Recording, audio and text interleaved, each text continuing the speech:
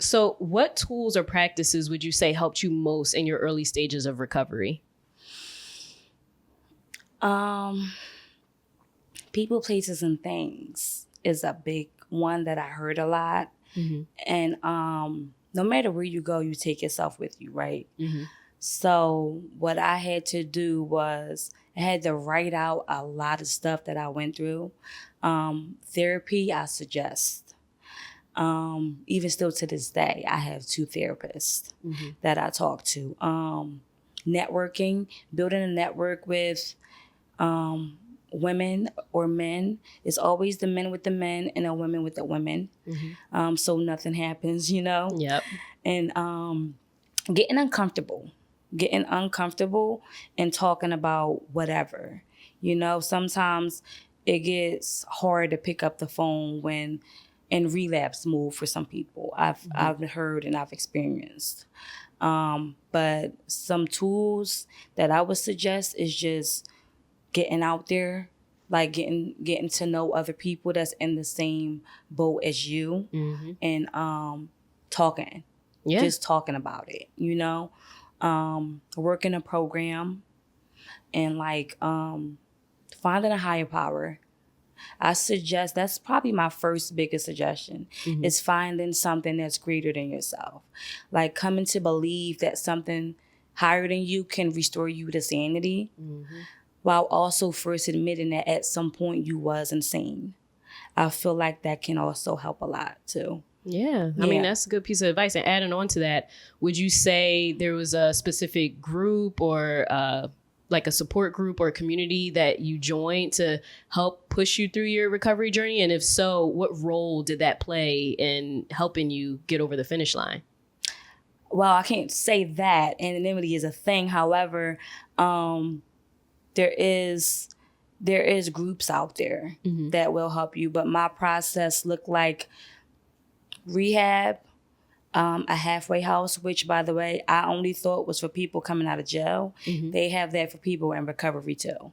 And it's just more so just a structured ground where you build relationships with the same sex as you is where it can start. A recovery house, sober house, get outside of your comfort zone.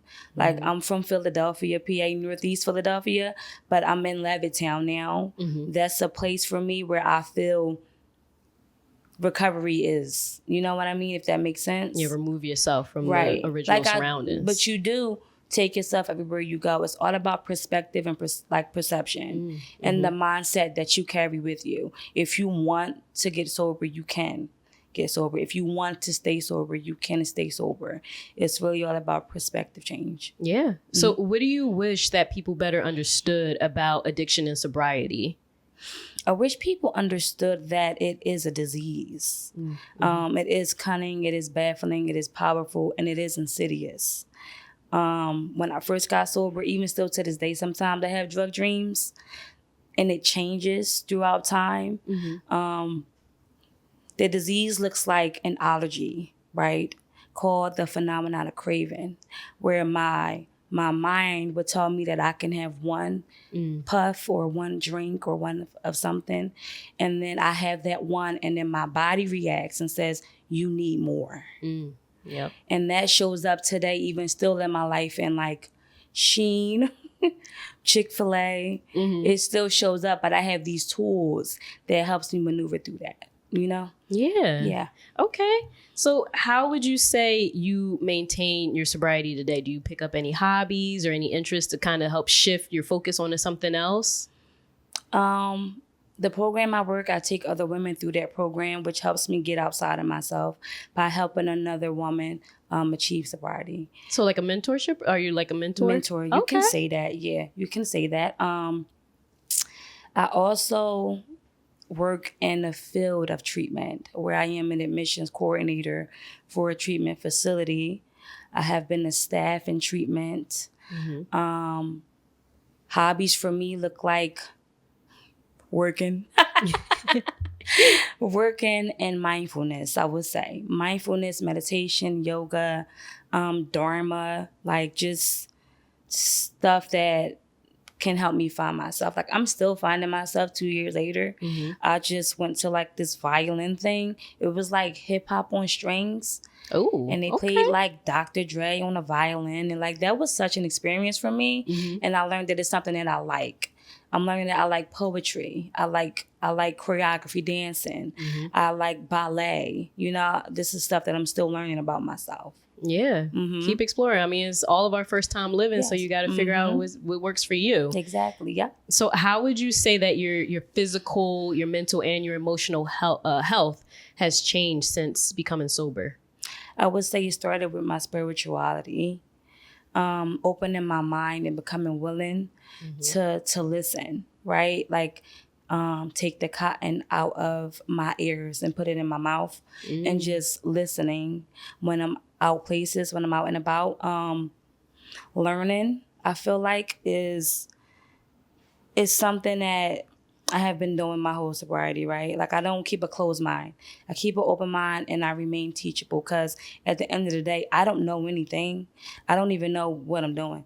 I can't even tell you how I got here, honest to God. And that's real. I do know that by admitting that I'm powerless and that my life is unmanageable, it was like a golden ticket for me, where I have got like all these gifts in my sobriety, traveling, doing stuff that I've never done before. Yeah. Okay. Yeah. Now I'm curious, is this your first time sharing your sobriety journey? And if not, if you have shared this with other people, like say in groups or anything, how has the reaction been from others? Have people reached out to you saying how your story has helped them? How's that been? People have and do in programs reach out to me afterwards and tell me how I have helped them through the process. What does that mean for you? That to me means that I'm doing the right thing, that I'm on the right track, and that I'm where I need to be in that moment.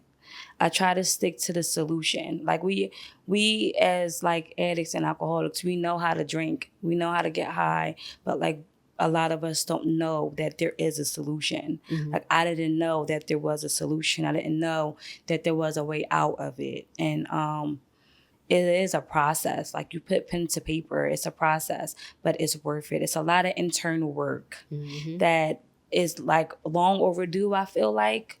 By the time we get to it, it's just so much built up, because for so long in a car, right, I'm in the passenger seat, but steering the wheel was my addiction. And like, all my life issues and life on life turn problems, situations is being thrown in the back seat. Yep. But as I'm now in the passenger seat and my higher power is driving, I'm able to reach back and pull out all these life issues that I threw back there and like accomplish them and understand them and like meet them today. Come on now. Yeah. Now, what would you say, as you look back on this entire journey, what has been the hardest part going through this journey, or even starting this journey? What has been the hardest part for you? You ready? The hardest part was feeling. Feeling? The hardest part was feeling and having emotions, because for so long I have numbed myself from deaths in family, from relationships, from situations that I put myself in, dangerous included. And like, I've numbed myself. So fresh out of rehab, it's like all these feelings and emotions that I don't even know what to do with them. Wow. Right? And I think maybe the toughest thing in my sobriety so far was like my first breakup, I have to say. Because normally when I went through breakups, I would drink or smoke or, just numb it out. But to be able to be blessed enough to be able to feel that today, it's like, it's molding me to such a stronger woman. Absolutely. It's all strength, right? And it's a lesson and a blessing, all in one, depending on my perspective and my perception of it. is really what it is. But I think that's probably the most thing getting sober is that we can feel again. And some days it's a good thing, and some days it's like, I don't want to feel this, but I know I can't pick up either. So those tools that we have when we're in our program, that network that we have is what we rely on. And also our higher power, of course. Absolutely, and push through. But there's always a bright side to this because you did make it to the other side. So what would you say you love the most about your sobriety journey? I love the people. I love my people. I love the people that I have met. I love the people that I have in my life today. It's so different. You know what I mean? And I love the fact that I can be in a room and not feel alone. Whereas though before I'd be surrounded by people and felt so alone. Yeah. You know what I mean? But when I'm in these rooms, I feel nothing but myself around me, if that makes sense. Absolutely. Like all the people. That camaraderie. That can, yes, exactly. Just that. And that to me is so powerful. It's like a bunch of misfits just in one space. And it's like, y'all my misfits. You know what I mean? Like, and I love that feeling. Like even days where I'm not able to make it to the program, but when I do make it, it's just like this relief in my body. You know what I mean? Just to see certain faces, just to even see a certain building, a certain room, it's that relief in me. Yes.